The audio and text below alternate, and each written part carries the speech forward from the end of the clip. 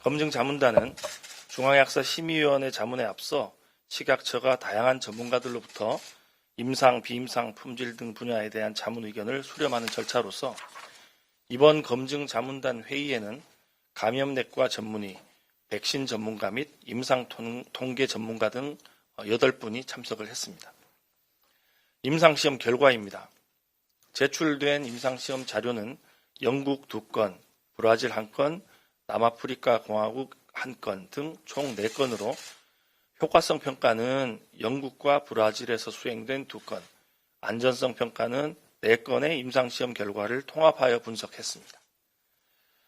효과성 분석에 포함된 임상시험 대상자는 코로나19 바이러스 음성인 만 18세 이상의 성인 8,895명으로 표준 용량 2회를 투여받았습니다. 임상시험에 참여한 대상군의 특성을 분석한 결과 평균 연령은 42.2세로 비만, 심혈관계, 호흡기계 등의 기저질환이 있는 사람은 37%, 만 65세 이상 고령자는 660명으로 7.4%가 포함됐습니다. 예방효과는 백신과 대조약물을 2회 투여한 후 15일째부터 각 군에서 발생한 코로나19 감염 환자의 비율을 비교 분석했으며 고열, 기침 등 한 가지 이상의 임상 증상이 발현되고 코로나19 바이러스 검사 결과 양성이 확인된 경우 감염이 확진된 것으로 정의했습니다.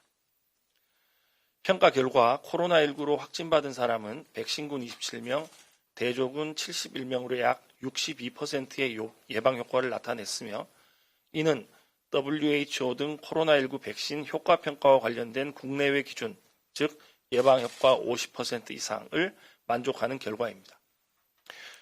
투여 간격에 따른 예방효과 등을 분석했을 때 간격이 넓을수록 예방효과 및 면역 반응이 증가하는 경향을 나타냈습니다. 또한 백신군에서는 코로나19와 관련한 중증 발현, 입원, 중환자실 이용, 사망이 발생하지 않았으나 대조군에서는 4명이 입원했습니다.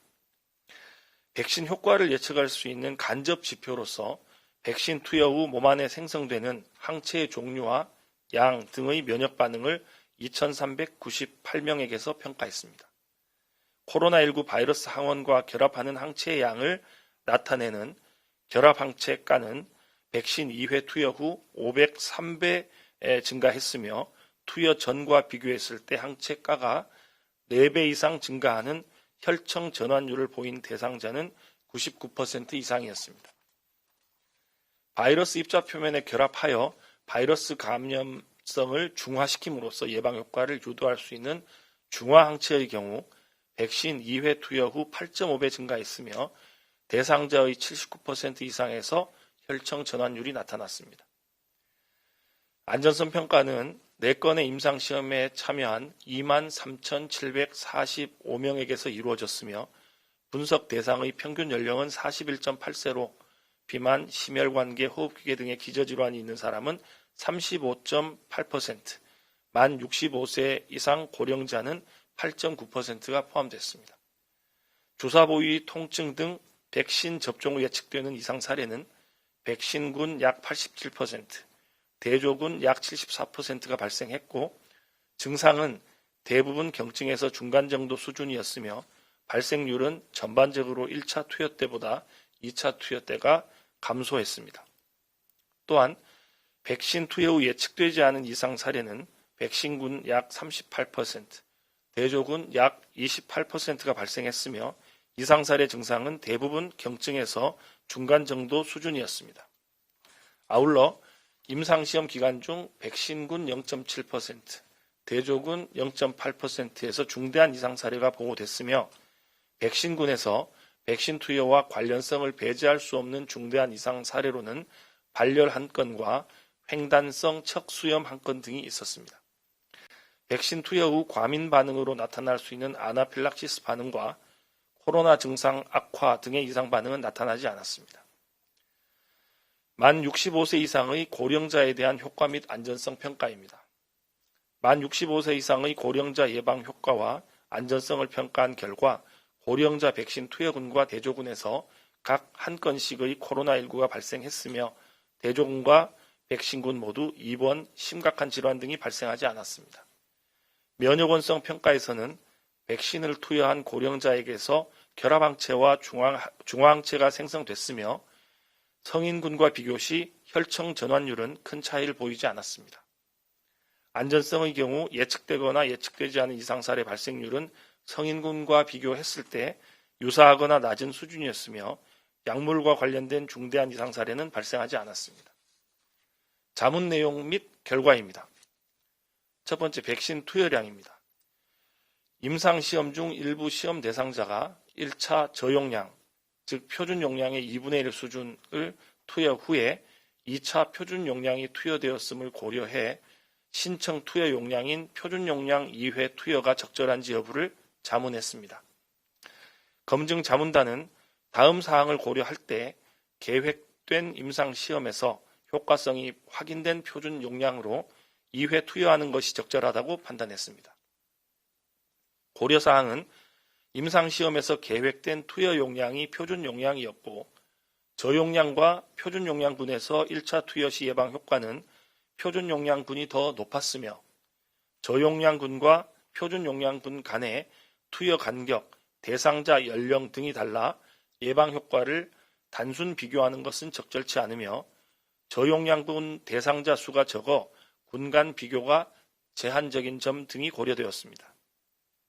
백신 투여 간격입니다. 1차와 2차 백신 투여 시 간격이 넓을수록 예방 효과가 높게 나타나는 경향이 있음을 고려할 때 4에서 12주가 적절한지 여부에 대해 자문했습니다. 검증 자문단은 1차 접종 후 12주까지 효과가 지속된 점, 브라질에서 수행된 주요 임상시험에서 4에서 12주로 투여하였을 때 예방 효과를 확인한 점 등을 근거로 신청된 투여 간격이 적절하다는 의견이었습니다. 다만 허가 후 임상 현장에서 사용할 때 투여 간격에 대해서는 전문가 자문 등을 거쳐 구체적인 가이드라인을 제시할 필요가 있다고 권고했습니다. 만 65세 이상 고령자에 대한 효과성 및 안전성입니다. 고령자 군의 자료가 제한적이었음을 고려할 때 고령자에게 백신 투여가 적절한지 여부에 대해 자문했습니다. 다수의 전문가들은 임상시험 계획이 만 18세 이상 대상자에서 유효성 및 안전성을 확인하도록 설계된 점, 만 65세 이상을 포함한 전체 대상자에서 예방 효과가 확인된 점, 백신 투여 후 면역 반응이 성인과 유사한 점, 안전성 프로파일이 양호한 점 등을 종합적으로 고려할 때 참여 대상자 중 고령자 수가 적다는 이유만으로 고령자에 대한 투여를 배제할 수 없다는 의견이었습니다. 소수 전문가 의견으로 고위험군인 고령자에 대한 자료가 부족해 예방 효과가 입증되지 않았으며 면역원성에서의 혈청 전환율은 성인과 차이가 없으나 항체가가 65세 미만의 성인에 비해 낮고 면역원성 반응과 예방 효과와의 상관성이 확립되지 않았으므로 임상 등 추가적인 결과 후 허가사항에 반영하는 것이 바람직하다는 의견이 있었습니다. 안전성 등 기타입니다. 임상시험에서 발생한 이상 사례와 관련해 검증 자문단은 임상시험에서 안전성 프로파일, 즉 안전성의 어떤 경향성은 허용할 만한 수준으로 판단되나 횡단성 척수염을 포함한 신경계 관련 이상 반응 발생에 대해서는 허가 후 면밀한 모니터링이 필요하다는 의견을 제시하였습니다. 또한 검증 자문단은 임신부 투여와 관련하여 임신 기간 중에는 투여하는 것을 권장하지 않는다라고 자문하였으며 수유부에서는 이 백신이 모유 중으로 분비 여부에 대해서는 알 수 없다는 내용을 허가사항, 즉 사용상의 주의사항에 기술할 것을 제안하였습니다. 검증 자문단은 위와 같은 의견을 종합해